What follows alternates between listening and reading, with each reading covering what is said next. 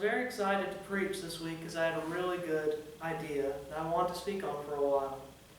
When I received news that churches were advised not to meet due to the virus, I was crushed. But then I realized that through technology, I could reach a lot more people. So this sermon is actually really relevant to today's world, and I promise I didn't do it on purpose.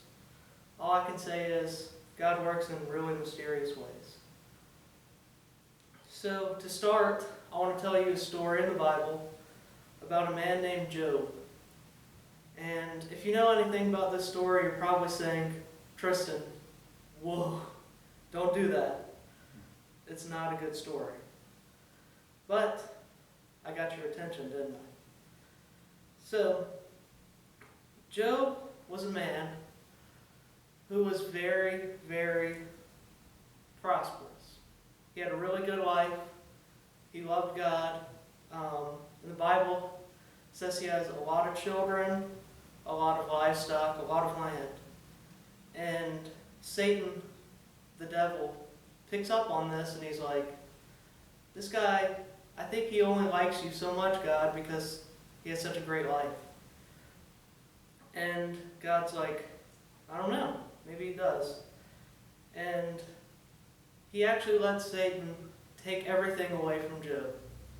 He lets Satan take all of his livestock, burn down his land, and kill his family. It's messed up, right? But I got your attention. What happens is that Job still keeps his faith and prays to God. So guess who wins in the end? Not the devil.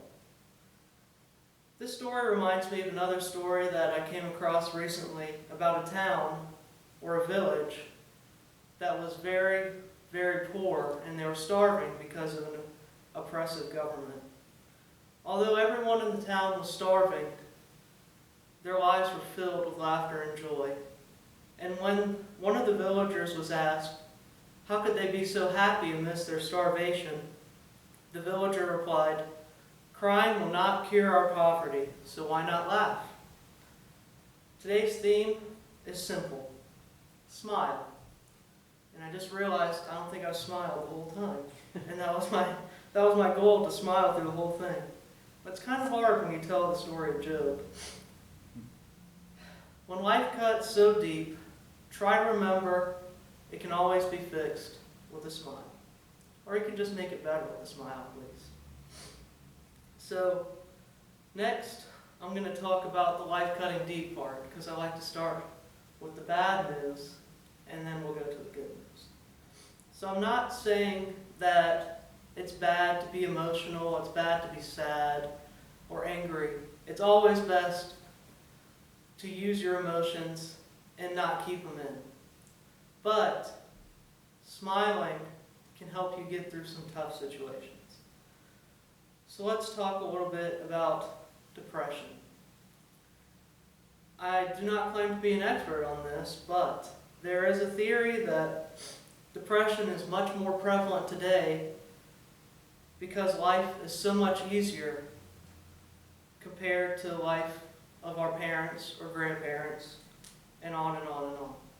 And our lowest days are much worse by comparison. This isn't, you're saying now, Tristan, I've been through so much hard stuff. How are you saying that my life is easier than my parents and my grandparents? Not saying that. I'm saying that your lows or your tragic events are just as bad or worse than what your parents and grandparents went through. But by comparison, I'll just explain it. So, say in today's world, if you could rate your days on a scale from 1 to 10, maybe you have a bunch of days that are a little above average, happy, you're happy, so you say it's a 7. You have a week of 7s, then all of a sudden something really bad happens, and then you have like a week of 2s. That's a 5-point difference, and that's really, really terrible. Your grandparents, on the other end, might have had days, a week or so, or a life of 4s or 5s compared to what you're going through to your 7th. And then something bad happens to them and they have a 2, that's only a 3-point difference. 3 points and 5 points. Which one feels more depressed? The one that has a 5-point day or a 3-point day? 3-point difference. I hope you understand that. So basically, if you look at this,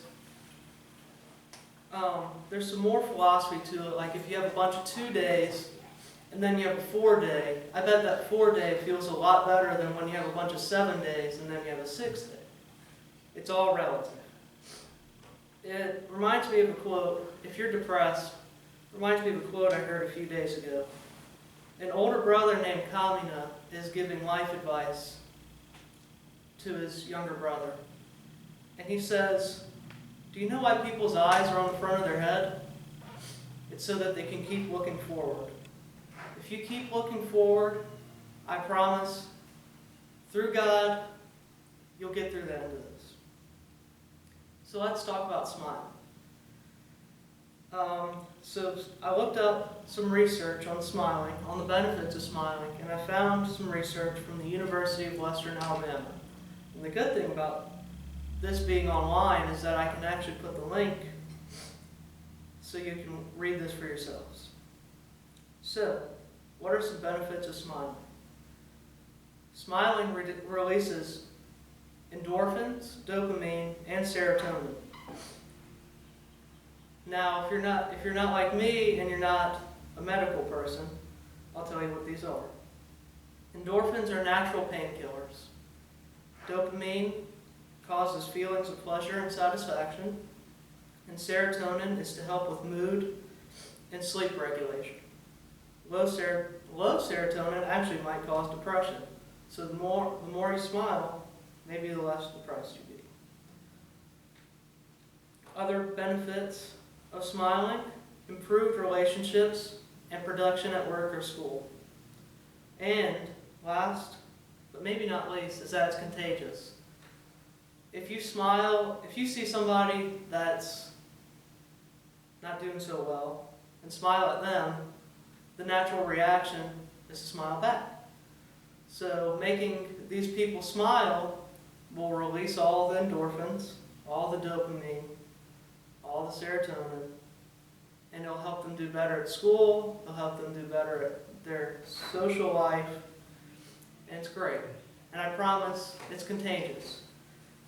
Just a few days ago, on what was my second to last day at LSU, I was walking to class and this really cute girl smiled at me, and you better believe I had a big dumb grin on my face for the next 10 minutes. So, smiling's great. Let's talk about some reasons that it has to be a real smile for it to work. So, like I said before, it's okay to be emotional about things. You don't have to fake a smile just to get better. It has to be a real, genuine smile. Think about what makes you happy. A fake smile can do more harm than good. Find something that makes you happy and laugh about it. There's also different kinds of smiles. Smiles that aren't so good, like a smirky smile, like you're better than somebody. Not really a good smile, right? A nervous smile, just because you're feeling one way, but you smile on the outside. A real, genuine smile is what I'm talking about today, not a smirky, nervous, or a fake smile. So I have some closing comments I wanted to talk about. I told my mother last night that if I lived a different life and I wanted to do more, research things, I would have liked to do psychology and write my thesis on the psychology of memes and how memes can be beneficial to our society. I believe that although sometimes memes can be really offensive or dumb, they're really good for you, because I remember a few months ago when we had a scare about a possible World War III, and a bunch of people made memes about it. They made a joke of it, and you're thinking, Tristan, that's terrible. But would you rather, just like the village I was talking about, would you rather just live your life in fear that you're going to have a war, or because that won't do anything, right? Why don't you just smile about it, and whatever happens, happens, and you'll be better off.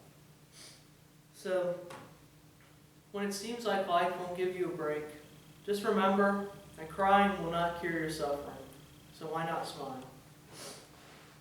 Remember to keep on smiling. Smiling is great. Always look forward, and memes are awesome. You might be wondering what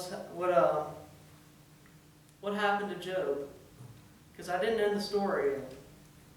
Although Job lost everything, the last few chapters say that God gave him back more than he ever had in the beginning.